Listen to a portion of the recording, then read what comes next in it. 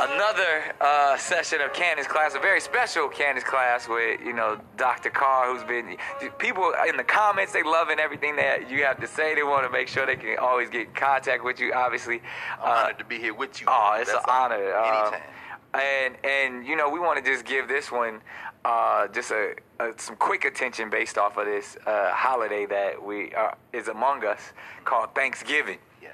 Now, Thanksgiving, as we know, is a holiday once you're in school that we teach to our kids that, the pilgrims and the Indians come together and they share a feast. Friendship. And it's all about family and sharing, when ultimately, from my studies, and I'm pretty sure you can kind of expound on this even more, is that really that feast was ultimately a celebration for a massacre of over 700 Native Americans.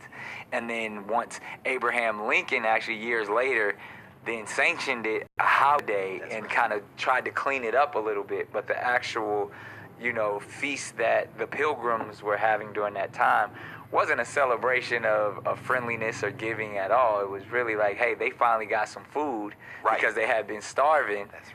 And they killed the godless Indians, which they called it. So I would love to just, kind of pick your brain on that and just say, why is it that we celebrate Thanksgiving, and why haven't we heard the truth about Thanksgiving? Well, I think you just laid it out. If you tell the truth, then you got to talk about an act of genocide, bro. Right. Yeah, that first Plymouth colony in the early 17th century. We know that they landed here in 1620. Right. Or as Malcolm said, Plymouth Rock landed on us. We didn't land on Plymouth Rock. That's right. Plymouth Rock landed on us, brother. Yeah. And our Native American, the Wampanoag people in that region, right, Massachusetts, and they only came here, these white folks, with about 100 so-called colonists. Wow. By the time they got through that first winter, they were celebrating the fact that they had survived, but only about half of them survived. Wow. Yeah, and we only a little over 50. Wow. So they had a little harvest, but before they had that harvest, they were dying from disease and starvation. Right. There are only two accounts that survived that give any testimony as to who was there at that first Thanksgiving, and both of them written from the white side. Right. We know now, looking at some of the records of trials, for example, that some of those folks weren't just eating vegetables and meat. Right. Well, they were eating meat, but some of the meat included human meat. Human meat, brother. Because when you starving and somebody died, you looking at them like, well, you're not using your body anymore, so maybe I just need to eat you. So at the first Thanksgiving, there wasn't no turkey. Well, they were giving thanks that they didn't have to eat each other anymore. Right. Although in their defense, in a little bit, some of them were tried for that because cannibalism was still something that they didn't want to do. Wow. But at some point, you have to survive. Right. But the Native Americans, on the other hand, who apparently attended the first Thanksgiving, the Native Americans, who may have been as much as 90 folks who were there. Right. And there's no clear account as to why they were there. Right. They had plenty of food. Right. Cranberries, fish. They had done all that. From the land. It was their land. It was their land. In fact, they did help some of those Europeans survive. Right. Now, looking back 500 some years later, that may have been a bad decision. Right. But they did help them, and they were celebrated. It wasn't friendship. Now, there were some Africans. There were some Native Americans. Right. There was one dude named Squanto, for example. Right. Who ended up being enslaved. Wow. That's how he learned English. Wow. So he became a translator. Wow. Because he had been pressed into service by these Europeans, who, as you said, looked at these Native Americans as they were godless. Right. So they gave thanks to their God for having taken land from people who didn't even see land that way. Right. Because they were like... They didn't even see it as theirs. This is like land is land. Exactly. They truly believe this land is our land, this land is your land. Your land, nature. Right. In fact, they didn't even farm the Right. way we think about farming. Right. When you look at the European style, they clear out the land, then they make rows of things. Right. The Native Americans, like, what are they doing?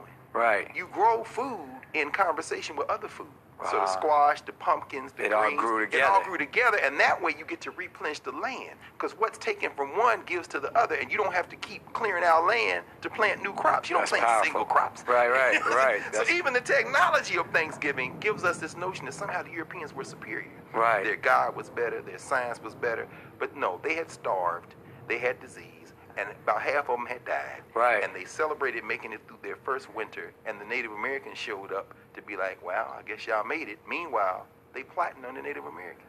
Man, and that's, again, like, even going back to what we discussed about Columbus Day and, that it should be shifted to Indigenous Peoples Day. But even, again, this shows the kind hand and the generosity of the natives to even though it was a massacre, that that was all that was being set up, and therefore they were all the Europeans were thinking to rob them the entire time. That's right. But these kind people were still willing to give their land, give their food, and share with them. And when we celebrate Thanksgiving, we see it from the European perspective, as I'm giving you something and you're giving me something, when ultimately the natives were saving the Europeans. And even that idea, like, that should be something that we should embrace and celebrate. And even as, we all gonna sit down and have our smoked turkey and chitlins and ham and all of that stuff. Question. And we've turned it more into a cultural day about family. Yes. Which I can embrace. I mean, anytime we can get down and build with our generations and our family is important. But I think, again, that truth needs to come to the forefront of why these holidays were created and even the purpose. And like I said, even so much so that I felt like Lincoln used it as propaganda. Oh, he did. To, again, bring people closer together, but at the idea to say, look at what the elite have set up. That's exactly right. Right. That's right. Well, 1863, when we see it become part of the formal American calendar, the Civil War is still going on. Right. Part of it is trying to create a national identity. Right. How do you build, and that's what holidays that everyone can embrace. That's exactly that right. Patriotism. That's exactly right. Holidays are about building a national identity, a patriotism, a love of country. A myth that everyone can follow. Straight myth, brother. This is a guy who signs an Emancipation Proclamation, and in the same breath, then signs the death warrant on 38 Lakota Sioux in Minnesota, the biggest killing of people approved by a president, a guy named Little Crow, who was leading a revolt against the United States Army up in Minnesota, Fort Snelling. Same place they had Dred Scott and Harriet Scott enslaved. Yeah. And Lincoln signed that. Lincoln signed a death warrant the same time he signed the Emancipation Proclamation. Wow. I mean, this is about taking their land from them Native Americans. So we look, Abraham Lincoln signed Thanksgiving into law. Yeah, he was giving thanks for taking land from Native Americans that he was responsible for dispossessing them of the land. Wow. And then, of course, when do we see it become on our calendar in November? Right. 1941.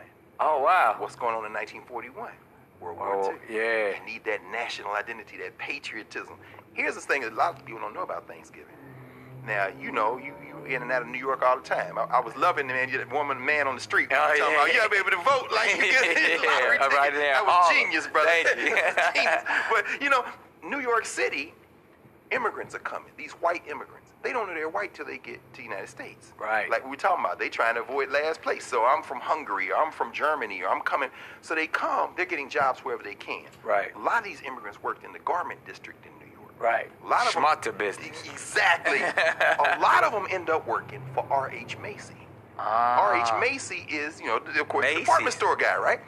Now, they don't celebrate Thanksgiving. They don't know nothing about that. Right. So when it comes time for that time, where are they going to go? So they get in this national spirit. What do? They start wearing their national dress. Right. They bring their national dishes. They bring them to the store. They bring them around, and they exchange with each other because they're going to get in the mirror. Macy's people are watching this, and they say, this is very interesting. So then we could capitalize off of this. And so what do? They start doing a little march around the block to show off their clothes. Right. And then people start watching. Macy's like, this is interesting. Years later, we now have the Macy's Day Parade. And in that Macy's Parade, I'm sure you've been. I don't know if you're taking your kids yet. Yeah, I've hosted it before. Oh, that's right. But look, here's the thing. This is why I go to the Macy's Parade. I try to go if I'm on the East Coast because I like to be there and I like to watch it on TV while I'm watching it in real life. Right. What you see is all these people that bake these cookies and all these sales to get their band to the Macy's Parade. Right. They don't get on TV. Not all of them. Nah. They walk by. But I guess what gets on TV? Every float. Why? Because I'm watching the children point to the floats and say, that's so-and-so, that's so-and-so. Every one of them floats is something to buy. Yeah. I'm watching the parents looking too, and they know some of the people, but then some of them they don't. Right. Who's the last act in the Macy's Parade? Santa Claus. Always. And what is Santa Claus? He's waving bye. No, not B-Y-E. Bye. Bye. Because what you just saw was a commercial. Long commercial. And it started with R.H. Macy looking at these immigrants who had knew nothing about Thanksgiving, wow. who came to try to be part of the American ritual, and he's sitting there thinking, how can I make a profit off of this little celebration? It's really fascinating. Brother. Fascinating. Yeah. 1941, they make it official. Wow. Yeah. And there we have it. We celebrate. So keep all that in mind when you eating your fried turkey and your chitlins and your canned cranberries. Yeah. And then going back and giving all your money back to the store on Black Thursday and Cyber Monday and all that. The next day you're going to be shopping. They in your pocket. That night, midnight. Yeah, it's going down. Well, Doc, I appreciate this again, dropping that wisdom about Thanksgiving. I know this is going to touch a lot. Brother, Cannon's class is no joke, brother. I'm loving watching you do this thing. I'm loving you being a part of it. I thank you for being a mentor. I thank you for being someone who guides me through this process and continues to educate all of us. Learning with you, brother. We side by side on this. There it is. Appreciate it.